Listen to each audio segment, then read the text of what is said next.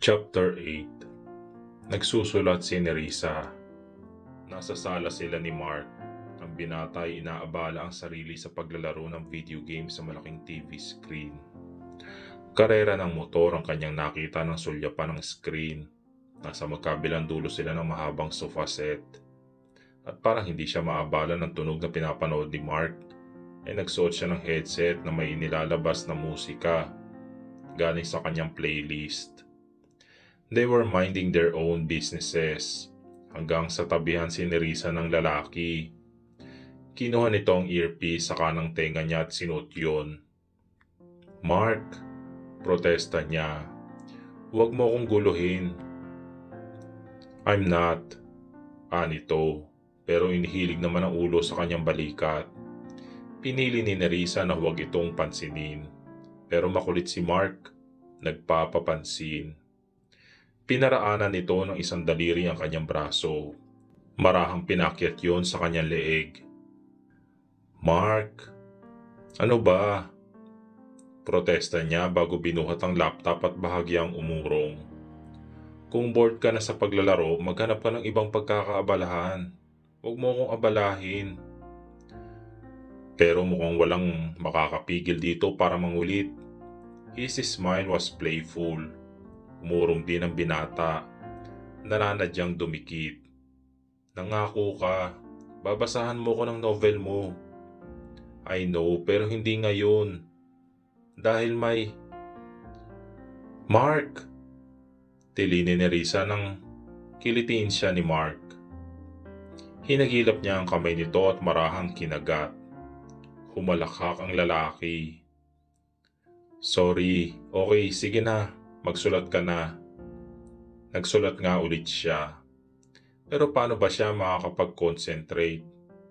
Kung hayon at kinukulit na naman siya nito. Inaamoy ang kanyang buhok. Tinidistract. "You piece of tease," anya bago tinanggal ang suot na earpiece. Pinuntirya ang katawan ni Mark at kiniliti. Halos mamula ito sa katatawa at kakailag sa kanya. Lihim na napangiti si Nerissa habang lihim na tinitingnan ng binata. He seemed alive, free and vibrant. He looked formidable pero naging boyish ang aura nito kapag umingiti at humahalakhak. It was the kind of personality that captured the hearts of many women. Tumigil si Mark sa pagtawa nang mapasin ang kanyang tingin. Naging malumanay ang ngiti nito bago ipinalop sa mga palad ang kanyang mukha. And then he kissed her. Marahan na para bang ninanamnam ang bawat sandali. Still sweet and intoxicating though. Nang maghiwalay ang kanilang mga labi ay halos mabitin ang hininga ni Nerissa nang tingnan siya ng binata. And then he gently smiled at her again. This Filipino-Spanish rider was making her heart somersault. No, ayaw niyang bigyan ng kahulugan ng ganoong klaseng tingin.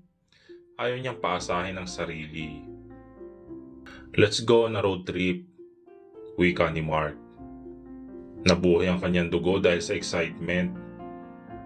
"Sa isang kondisyon. Magmomotor tayo, ha?" Jeez, pangarap niyang umangkas sa isang motor na si Mark ang nagmamaneho. Kapag pinapanood niya ang karera ng binata, inimagine niya ang sarili na nakaangkas dito.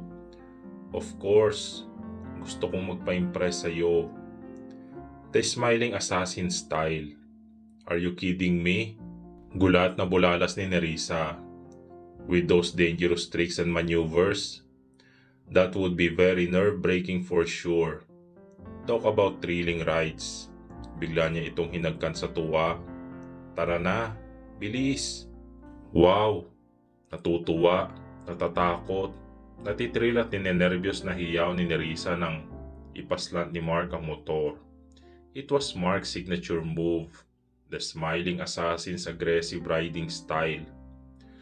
Iyong halos tagilid na ang motor at parang sesemplang na. Sa racetrack ay halos tumika pa nga na sparks ang pagkiskis ng protection gear nito sa tuhod, laban sa semento.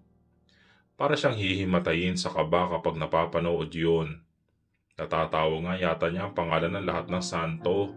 para lamang hindi mag-crash ang binata at manatili itong ligtas. "Hold on tight," sigaw ni Mark. Hinigpitan nga ni Nerissa ang pagkayakap dito, and Mark became more daring. Para silang tumatakbo sa sigsag na daan habang panay ang kanilang pagtagilid. When Mark was leaning forward, she was also leaning forward. Walang nakakadaang hangin sa pagitan ng kanilang mga katawan. Pakiramdam niya ay mawawala sa kinalalagyan ng kanyang puso sa pinaghalong saya at kaba. "Ano, kaya pa?" Tumatawang tanong ni Mark. "Kaya pa. Oops, slow down, Mark. Slow down." Paalala ni Nerissa nang mapansin ang isang karatula na nagsasabi kung ilang metro na lang ang layo nila sa isang highway police outpost. Malapit na ang outpost. "Baka mahuli tayo sa sobrang bilis mo," malakas niyang wika. Iyon ay kung maaabutan nila tayo. Mayabang na wika nito. "Ano?" Natatawang protesta niya. "Mark, I'm a law-abiding citizen. Ayoko magkaroon ng police record." Tumatawang sabi niya. "Sinisiguro kong hindi," tugon nito. "Magkakaroon ka lang naman ng record kung maaabutan nila tayo. They cannot catch me." "Slow down," humahagikik niyang wika, bago idinikit ang mga labi sa leeg ng binata at hinagkan yun. "Slow down." She continued kissing him, at habang sinisipsip ang balat nito. "Not fair," tumatawang protesta ni Mark. "Gusto mong pulutin tayo sa ospital? Sige, okay, you win." Pagsuko na rin ito bago magminor. Napabungis-ngis na lang si Nerissa. Nang mapadaan sila sa outpost ay may mga pulis nga roon. "Gusto mo niyan?" tanong ni Mark nang madaanan nila ang isang buko vendor. "Sige, nauuhaw na ako," tugon ni Nerissa. Itinigil ng lalaki ang motor sa isang tabi. "Stay here," anito habang tinatanggal ang suot na helmet. Saka tinunguan na lampasan nilang buko vendor. Bumaba si Nerissa sa motor. Hinubad din ang suot na helmet. Kinilik iyon sa kanyang tagiliran bago pinanood si Mark. Nakita niya nang makipag-usap ito sa tindero at humugot ng pera mula sa suot na pantalon. Pagkatapos ay lumingon sa kanya at kumindat. Alam na alam talaga ng lalaki kung paano gamitin ang charms. Napabuntong hininga si Nerissa. Sa kanilinga ang paligid. Nang mapansin na tila bangi ng isang bahagi na kinaroroonan, ay natukso siyang lumapit doon. Naupo siya na may sapat na distansya. Ibinaba ang helmet sa kanyang tabi bago pinagmasdan ang tanawin sa ibaba. Maya-maya pa ay tumabi na sa kanya si Mark. "Here." Iniabot nito ang isang buko na may nakatusok na straw. "Salamat." Sumipsip siya. Matamis ang sabaw ng buko. Malamig sa lalamunan. "It tastes heaven. Very refreshing." "Oo, like you," komento ng lalaki. "Ano ka ba, Mark?" Bumubungis-ngis na saway ni Nerissa. He just grinned wickedly. Pumikit siya at pinuno ng sariwang hangin ng dibdib. Hindi niya alam kung nasaan na sila dahil malayo-layo na rin ang tinatakbo ng motor. "Madalas ka bang umuwi ng Pilipinas?" tanong niya. "Mula na mag-migrate kami sa Spain, siguro mga 4 na beses pa lang. Sa mga pagkakataong iyon, I made sure that I was alone and that I stayed under the radar." "Ang galing mo managalog. Hindi lang fluent ha. Yung iba malalalim pa. Though may accent ka na." "Dito ako pinanganak at may isip na rin naman ako nung mag-migrate kami sa Spain. Sa bahay namin nagtatagalog din kami. Pati nga si Dad marunong Pati nga si Dad marunong nang managalog. Bago pa man sila nagkakilala ni Mami." Tumango-tango si Nerissa. Nakakapagod bang maging sikat? Sinulyapan niya ang binata bago ibinaling muli ang paningin sa tanawin sa ibaba. "I mean, kilala ka ng lahat, tinitilian, sinusundan. Lahat ay nagnanais na mapansin mo, mangitian o masulyapan man lang. I'm also aware na may mga Rabbit fans. How was it? Dahil sa talent ni Mark sa pagka-agresibo at sa mga records na binasag, hinuhulaan ng mga racing enthusiasts na magiging greatest rider of all time ito. Maraming pros and cons sa pagiging sikat. I mean, kapag gusto mong ginagawa mo at nagtagumpay ka sa larangang iyon, what else could have been better? The money, the fame, the screaming fans. Hipokrito ako kung sasabihin ko na hindi ko nagugustuhan at hindi ko na-enjoy ang mga iyon. I mean, I live in luxury. I can get whatever I want. I can buy whatever I desire, you know. And you can have the woman of your choice with just a snap of your finger. Dagdag niya. Natawa si Mark. That too. Hindi ko yan ipagkakaila. Sumipsip ang binata ng buko juice. Pero may mga disadvantages din. Privacy ang numero unang mawawala. Yung minsan gusto mo lang mapag-isa. Gusto mo lang kumain sa isang restaurant at enjoy ang pagkain pero hindi mo magawa dahil pinagkakaguluhan ka. Na tipong lahat ng detalye ng pagkain mo ay nire-report na parabang nakasalalay doon ang kaligtasan ng mundo. Natawa si Nerissa sa huling sinabi ng lalaki. Pero alam niyang hindi yun biro. Ang maliit na bagay na ginagawa ng isang sikat na tulad nito ay pinagpipiestahan na ng sambayanan. If he sported a particular look, siguradong sisikat at gagayahin ang look na iyon. Maging ang mga outfit na sinusuot nito. What's worse? Pagpapatuloy ni Mark. Yung mga balita na either wala sa katotohanan o exaggerated. That is so tiring.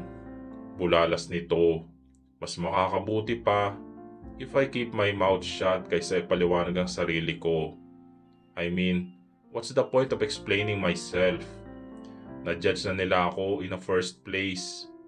Pumait ang tinig ng binata. Sa isang sulyap, nakita ni Nerissa na nagre-reflect din sa mukha nito ang kapaitan. Dumiin ang mga labi ni Mark. Lumungkot ang mga mata. At may idea siya kung ano ang partikular na balita ang tinutukoy nito. Ang balita tungkol sa araw na naaksidente si Teresa. May issue na may kasama raw ibang babae si Mark. Nahuli raw ito ni Teresa. Nasaktan ang babae. Tumakas. Nagmamanehong tuloy raw kaya naaksidente. Si Mark ang binagsakan ng lahat ng sisi. Kahit nabugbog ng balita, minsan na hindi ito nagpa-interview para ibigay ang panig. Pero mas maganda rin ay paliwanag ang panig mo, hindi ba? If you keep your mouth shut, iisipin nila na totoo nga ang balita. Silence means acceptance daw, di ba? Ang pagtahimik ay isang mabisang sandata para patayin ng walang kwentang apoy. I beg to disagree. Hindi namamatay ang usap-usapan, Mark. Sa halip, mas lalo lang dumarami ang issue. Ang isang teorya ay nagbubunga ng isa pang teorya. Kaya minsan kapag mali ang balita, kailangan nating sumagot at idepensa ang sarili natin. And taint her reputation. Tila wala sa sarili na komento ng lalaki. Mahina lamang iyon ngunit tumabot pa rin sa pandinig ni Nerissa. What? Anong sinasabi mo, Mark? Mahinala siyang tungkol iyon kay Teresa. Kung ganon ay may ibang version nga ang kwento. She was right after all about him. Natunay na mahal ni Mark si Teresa at hindi ito pinagtaksila ng babae. Never mind. Malamig ang tinig na wika ng binata bago tumayo. Bumalik na tayo. Baka tayo abutan ng dilim sa daan. Nito at dire-diretso ng tumungo sa motor. Itutuloy.